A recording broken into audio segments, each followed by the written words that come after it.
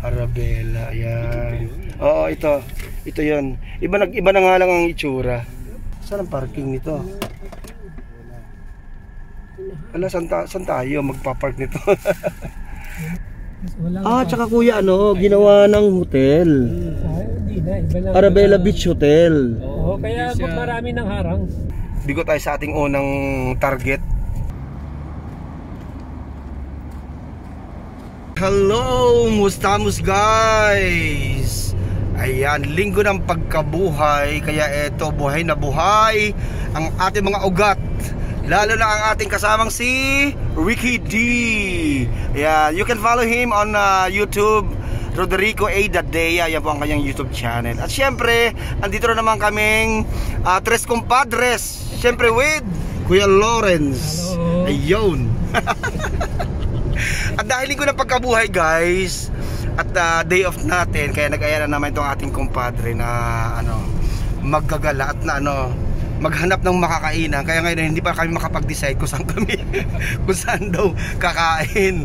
Kaya eto kami sa Gulf Road. Ayan, sa Gulf Road kami dahil maghahanap daw kami ng makakainan. So hindi pa namin alam kung saan meron at saan kami kakain.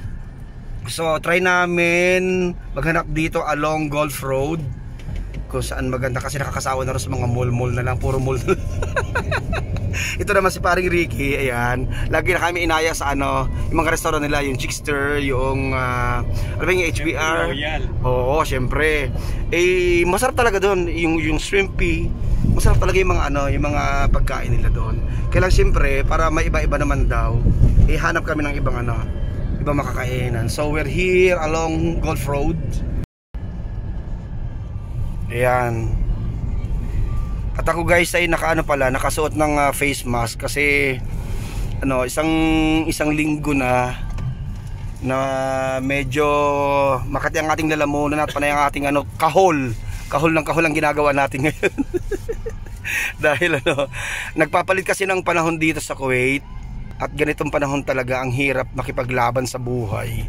Kasi taon-taon na lang hindi na po nakapag-adjust ang ating katawan lupa sa panahon dito sa Kuwait, sa Middle East. Dahil ganitong panahon, ganitong buwan ay nagkakasakit ang mga tao dahil sa pagpalit ng panahon.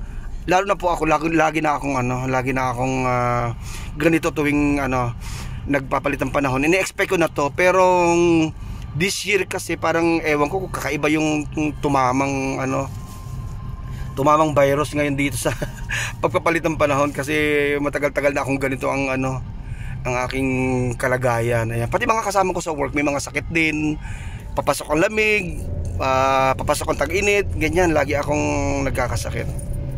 Hindi na masanay ang ating katawan dito sa sa lugar na to, ewan. So we're here along Gulf Road dahil maghahanap ng ng makakainang iba-iba naman ang aura. Yan. Itong pwesto na to, nakikita nyo na to, itong Babel, yan po ang dating Hard Rock Cafe na kalaunan ay isinara din kasi alam mo naman, Hard Rock Cafe, pag sinabing hard rock, yan, hindi mawawala ang mga Hollywood activities. Di alam mo naman dito sa Kuwait, syempre Middle East, Muslim country, kaya medyo ang tawag dito, limitado yung kanilang mga activities na ginagawa dun sa Hard Rock Cafe. So ang mga tao dito, ang mga lokal, syempre nakakalabas ng bansa nila, siguro na-expect nila yung makikita nila sa Hard Rock Cafe sa US ay ganito rin dito sa Middle East. Siyempre malaking pagkakaiba, malaking adjustment. Hindi gaano nag-click sa mga lokal dito, sa mga tao. So yun, hindi rin nagtagal yung Hard Rock Cafe. Maganda, napuntahan na namin siguro twice akong nakapunta doon. Maganda, ang ganda ng restaurant pa naman na yun. May mga collection sila ng mga items ng mga Hollywood artist. Tapos dati may mga live band na tumutugtog doon, hanggang sa ipinagbawal na, hanggang sa so parang naging boring na rin yung restaurant, bawal ang music, bawal ang ano, ganyan. So maraming bawal. Ayun, hindi nagtagal, nagsara din. So ngayon ay parang ano ata yun, Babel Arabic restaurant, parang Lebanese restaurant ang pumalit. So ayan, tinatahak natin ngayon ang Gulf Road at maghahanap tayo ng ano, ng fast food na makakainan. Makati po ang ating lalamunan sa mga panahon na ito, kaya ganito ang garalgal ang ating ano, ang ating sound effect. May sound effect ang ating lalamunan ngayon. Yan, ito yung Symphony Hotel, which is medyo madalas din kaming mag-event dito. Yan. Ilang beses na rin nakapag-event dito ng company namin. Nakapag-deliver kami ng mga wedding cake dyan.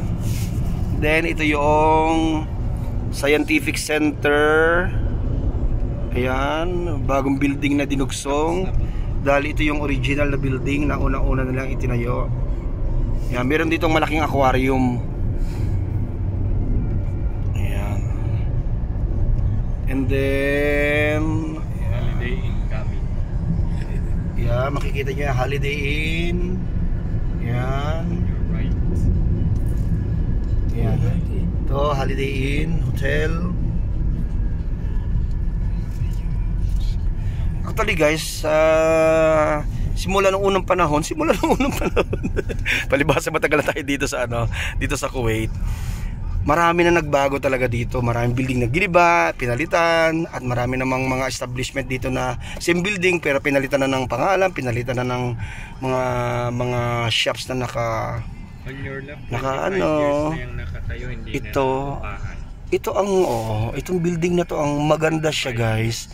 Pero hindi naaakupahan. So hindi rin namin alam kung bakit hindi ito ginigiba or hindi ito. Pero never itong nag ano, oo no, parang sa 25 years. Never nagamit, never siyang natirhan. Okay. Ito namang area na to dati, showbiz na tinatawag, na parang palaruan siya. Ngayon wala na rin. Hindi ko alam kung ano itong itinayo dito. Yan, seaside kasi to. Medyo matagal-tagal na rin tayo hindi nakakapasyal dito. Yan. Ito naman ay Bilajat Road naman ang tawag dito. Bilajat. Yan. Kasi nung araw, malapit din ang bahay natin dito. Nakatira na rin tayo sa area na to. At itong seaside na to, yan, pasyalan natin yan, tambayan. Yan, yung seaside na yan. Yan, which is malaki-laki na rin yung mga nabago. Marami-rami na rin ang nabago. Itong building na to wala pa noon, dito pa ako nakatira sa area na to, wala pa to. Ayan. Okay, so marami na rin palang nabago dito. May Hampton dito, ayan. Dito tayo nakatira sa area na to dati nung araw. 'Di ba? Diyan, yung ano. Sa likod niyan, Kapali, after Kapali. Ayan. So dito marami na puro bago na rin yung mga building dito matataas, Birds Yal. Ayan, marami na naman bago dito. Ano na pala, natabunan na pala yung building natin. Oo, natabunan na, wala na. Kasi marami matataas itong mga building na nandito mga tinayo sa unahan. Kasi ito yung seaside. Ayan. Ayan ito, dinevelop na rin, ginawa na rin pasyalo na yan Ang ganda, ang dami na namamasyal Dati lang yan, buhangin lang dati. Walang dami na nabago.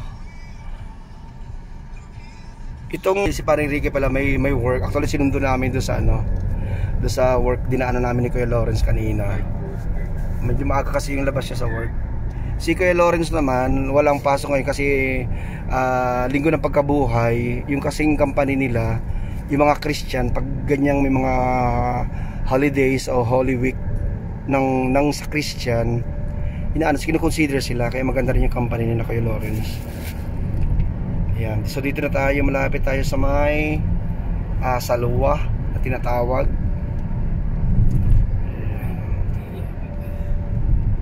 Dito tayo maghahanap sa seaside dito. Marami kasi dito meron kasi kami naisip na parang mga restaurant area dito. Meron pang after nito kuya, may after pa niya na yung isa pa doon na kalimutan ko na yung pangalan ng ano eh. Pero yan, may mga restaurant na dito, yan, Chili's, Move and Pick, ayan oh. Okay. Ito seaside pa rin to guys. So itong side na to is Salwa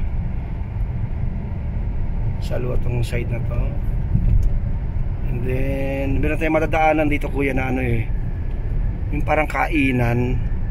Kasi parang last na punta ka doon is before pandemic eh. Hindi ta. Meron pa, may HBR doon oh. Nakita ko ng HBR. Yun yung diamond. Meron ditong isang ano, unless kasi matagal natin hindi napuntahan. Unless baka hindi pa. Kasi parang last na punta namin doon eh ano eh, pandemic pa eh. Parang tingnan natin tong area na. Ito ba 'yun? Hindi pa. May bridge ang natatandaan ko. Basta dito 'yun sa may ano. Hindi kaya kuya wala, hindi na nga ano. Posible namang agad ang mga restaurant. Ano namin, tinahanap namin guys yung ano, yung dati pinupuntahan namin dito na bago pandemic. Click na click yung area na yon kasi yung mga restaurant doon pagkakain ka, kitang-kita mo yung dagat. Sa may seaside? Oo, dito. Kasi pagkakain ka, kitang-kita mo yung dagat. Dito yan. Meron pang Cheesecake Factory, may mga coffee shops, mga ano. Pero hindi ko alam kung bakit wala kaming mapansin ngayon. So isang ano pa tayo kuya, diretso tayo doon. Tingnan natin kung sa area na yan, tapos pag wala, i-turn tayo kung ano. Tingnan natin. Saan ba yung hinahanap natin? Parang Arabel. Ito kuya. Ito. Oo. Iba na ang kulay pati. Ngayon pala, Arabella, tama, Arabella. Yun, nabasa ko yung ano. Arabella guys yung tinatarget namin. Pero nung pagdaan namin kanina, iba na yung ano, nirenovate na yung itsura. Tapos yung mga restaurant, hindi ko alam kung yung pa rin ba yung mga restaurant dati na nakalagay. Kasi last na punta namin kasi dito is ano pa, before pandemic pa. So matagal-tagal na din kami hindi na ligaw dito sa area na to. So titingnan namin kung anong expect namin ngayong bagong renovate ng place. So U-turn kami. Check namin yan yung Arabella. After ng ano kuya, yung Radisson Blue. Diyan tayo nung nag-breakfast, no? Oo, nina Mike, nina Kulas. Tapos nag-ano tayo doon sa may... Yung nagpasyal-pasyal na si parang ano yun, yung barko. Oo. Sorry guys sa ating ano, lalamunan ngayon ha. Boses natin parang ano, parang may bass.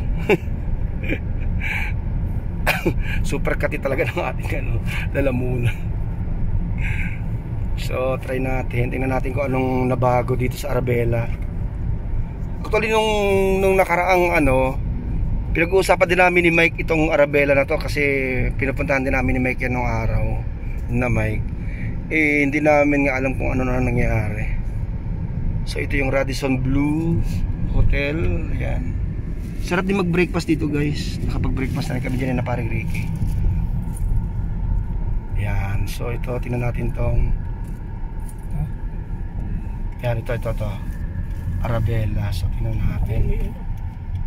May open kuya, open. Nalito ako dito sa Arabella, yan. Oo, ito yun. Iba na nga lang ang itsura. Yun nga lang ang parking, parang ano, parang kukunti. Saan ang parking nito? Ala, saan tayo magpa-park nito? Guys, maliit yung parking nila. So hindi namin alam kung saan yung parking area nila. Tingnan mga, ikot ulit tayo kuya.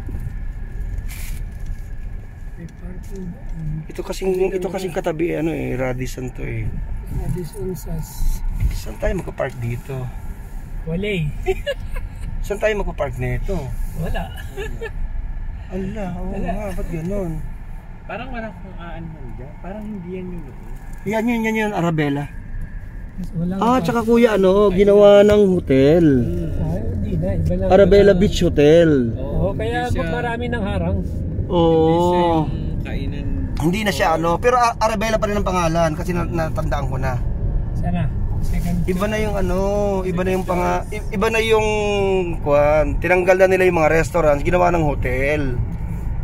Arabella Beach Hotel ang nakalagay. Okay. Sunod na. So guys, bigo tayo sa ating unang target. Kasi yung guys, yung pinuntahan natin na wala tayong maparkingan nung araw kasi yun pa rin yung building natandaan ko yun pa rin yung building, pero Arabella ang pangalan, na puro fast food restaurants. Yung sinasabi mo kuya na mga may cheesecake factory doon. Parang park. Ngayon Yung di ba yung parang iba na. Parang Arabella pa rin siya guys, pero ginawa na siyang hotel. Arabella Beach Hotel ang nakalagay. So pagpasok namin kanina, kaya pala wala kami mapuntahan, mga parkingan. May kainan ba doon sa Yung parking area binago na din. Kasi parang hotel na ginawa ng hotel. Parang hindi ko pa Ayun, yung guys. So bigo tayo sa ating unang target. tayo So ngayon, anong target natin? Anong tawag doon sa may city na parang garden? Ano na? Na parang museum din ng ang design. Ano yung museum? Parang museum din. Saan ba? Parang yung dito sa may Medan Hawali, di ba? May mukhang pero sabi ni Kuya garden daw yun eh. Saan yun? Tika mo. Google ko. Okay guys, may pinapaliwanag si Paring Ricky na isang place daw na para siyang museum style, pero open daw siya, na may mga restaurant din, mga Hindi ko pa alam. okay. So bigo tayo guys. Ngayon ay may naisip si Paring Ricky natin na isang place daw dito na itatry namin puntahan, pero chinecheck pa niya kung actually dito guys, talaga pag hindi mo nilibang yung sarili mo sa mga bagay-bagay na alam mong wala ka rin namang mapapuntahang iba, kundi paikot-ikot lang kasi ang lifestyle dito guys. Hindi katulad sa Pilipinas na ang daming pwedeng puntahan, ang daming pwedeng gawin, ang daming lugar, ang daming pwedeng mapaglibangan. Dito guys, pag hindi ka mahilig kumain, wala ka ibang mapupuntahan kundi mag-ikot-ikot, mamasyal, at wala namang special or very surprising na lugar na pwedeng mapuntahan dito. Kasi maliit lang naman itong bansa na to eh. Ha? Pwede din sa Murud, di ko pa rin yung nararating. Pwede kuya. Oo, sa Murud. Sa may 360 kuya. Pipring. Yung may November din doon eh. Yung November, okay, so guys, bigla may naisip si Paring Ricky daw sa Muruj. Yung Muruj na yon, napakagandang sabihin na natin na medyo high-end na area yon, na mga restaurants. Tapos meron din kami doon actually na cafe. May branch din kami doon. Tapos magaganda yung mga kainan doon. At yun ay halos pinupuntahan ng mga lokal lang halos ang mapupunta roon. Kasi siya, medyo separated siya, medyo isolated siya sa commercial area. So parang puntahan lang talaga siya ng mga taga rito, mga lokal. Kasi napakaganda ng lugar. At siya ay katabi ng horse track racing, tawag dito. Di ba ang equestrian? Oo, yung may isang lugar na naisip pa rin ngayon, kaya tingnan natin kung magtatagumpay na tayo. Kasi hindi pa, gusto niya pumunta doon, hindi pa niya napupuntahan kasi yon. Tsaka si Kuya Lawrence hindi pa nakakapunta ron. So para may iba-iba lang naman yung ating venue, ating venue. Kasi wala namang special na venue dito po, mga kapatid, puro mga ano lang dito. Mga mall, ayan, dagat, tabing dagat, restaurants, wala ka na ibang guys pupuntahan ditong kakaiba. Kaya nga dito ang Kuwait is they are trying their best effort na pagandahin yung bansa nila artificially, kasi ito talagang bansa na to is plain desert nung araw. So ang ginagawa talaga nila, pinupuno nila ng mga greens, mga puno, mga artificial beaches. Tapos dumami na rin yung mga malls nilang malalaki. And then naglagay na rin sila ng mga park, ano yung tawag doon, yung mga leisure park, pasyalan, ganyan. Pero lahat yun artificial guys. Mga man-made yun na mga pasyalan. Kasi wala ka talaga dito makikitang natural wonder, kumbaga, kundi yung oil lang talaga nila. Yun yung natural wonder nila dito, yung oil. Pero maliban doon, palibasa malaking pera at malaking tulong yung oil dito sa bansa nila. Kaya unti-unti napapaganda na nila yung bansa nila ngayon. Pero yun nga, wala kang makikita talaga na very special or very surprising na meron palang ito sa Kuwait, meron palang ano pala to, parang ganon. Unlike sa atin na kahit saang lugar ka mapunta, mamamangha ka talaga, di ba? So puntahan natin yung isang place na tinatawag na Muruj. Ayun ay puro restaurants and cafes. At makikita natin kung anong doon ngayon. So medyo malapit tayo guys dito sa ano mo lang yan dahil military to. Dito sa Military. medyo delikado tayo. Baka maano tayo, baka ma-sniper tayo dito. Kasi ano to, ito military base na to guys. Ayan, Kuwait military base to. Ito yung parang yung sinasabi ko yata kayo na kuya na yun yung military school yata nila, no? Yan. Yan, malapit na tayo guys dun sa sa Muruj sa tinatawag. Itong kabilang side, ito yung military base to. Itong nasa unahang building is military school. Yan, to yan, military school yan. So yung tapat na yun yung Muruj. Pupuntahan natin yun. Yan. Yung kabilang side na yun yung Muruj. Saan ba Muruj yan? Maliliit? Yan yung mga puti na yan kuya. Ay, yung maliliit na yan? Yan, yung maliliit na yan, bababa na yan. Yan na yung okay. yung horse track field. Diyan na yung yan, mag-U-turn tayo dito sa mag-left tayo dito kuya sa roundabout. Left tayo.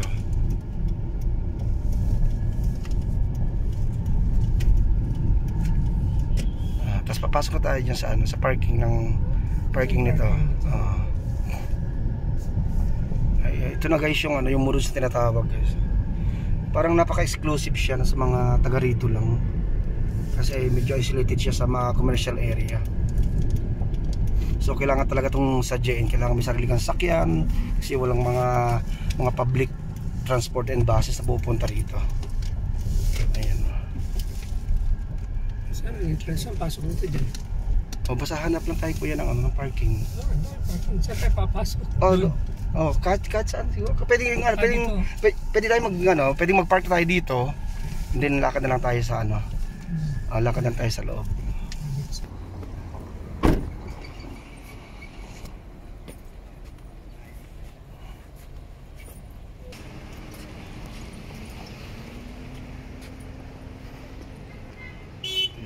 Yung guys yung cafe namin nandoon. May Tobis Estate din dito, ayan. So maganda rito guys kasi free ang parking na napakalaki. Tingnan mo, napakalaki ng parking area. Ayan. Ito yung military school. Okay.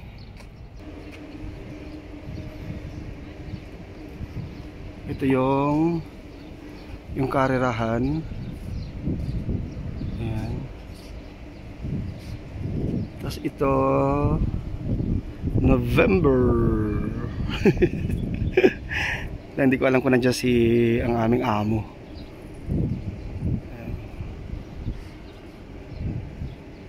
Maganda rito guys, oh, kasi ano, sa mga gustong mamasyal ng tahimik at relaxing, dito kayo pumunta kasi maganda tong area na to. Maluwag siya, tahimik. Kasi halos mga lokal lang talaga yung ano. Ginagawa nga to ko yung ano. Ginagawa kuya tong ano, yung pasyala, yung ano, yung mga nag-walking.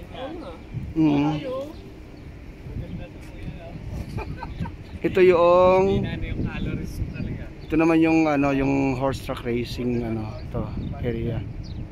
Napakaluwag at napakalaki, gandun. Napakalayo.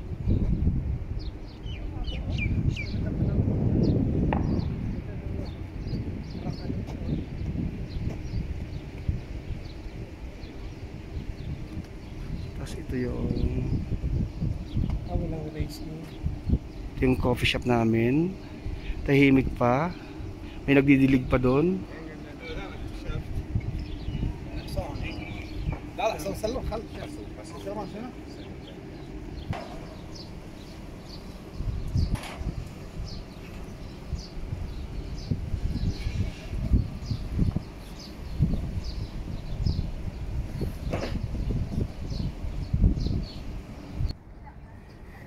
Dito guys, kung meron kayong kids, pwede nyo dalhin dito.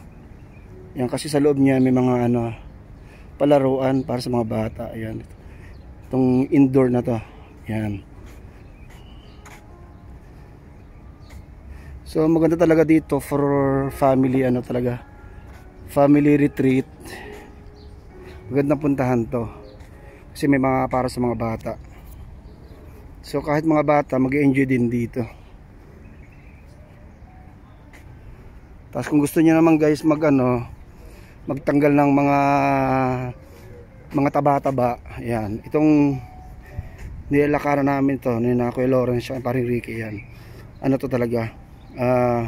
Walking area to. Pwede kayong mag-walking dito, jogging.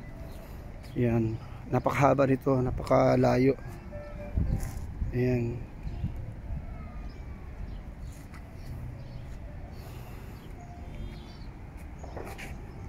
So magpapagutom daw muna si paring Ricky, kaya nag-walking muna siya bago kumakain. Meron ditong Caribou Coffee, Starbucks, Entrecote, coffee shops and restaurants guys, marami. Kaya hindi kayo magugutom dito. Maraming benches dito, kaya pag medyo masakit-sakit na yung mga nagbibikil-bikil na yung mga binti mo sa kalalakad, yan. Maraming bench dito. Ganda rito guys, oh. Sarap stress out. Arabica, yan, Arabica, one of the best coffee dito sa Kuwait.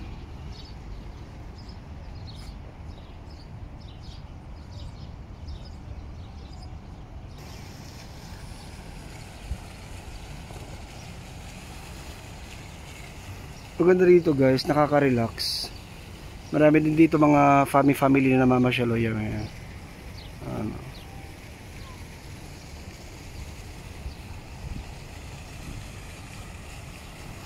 Medyo kakaiba rin yung yung ambience.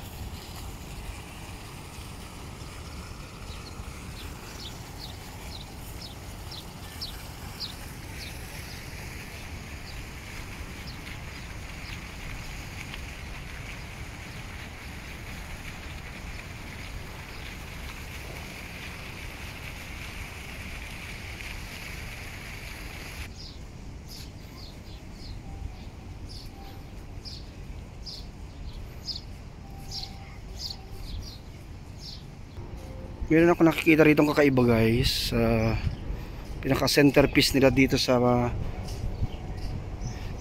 area. Ayan bakal na puno. Stainless siguro, ganda.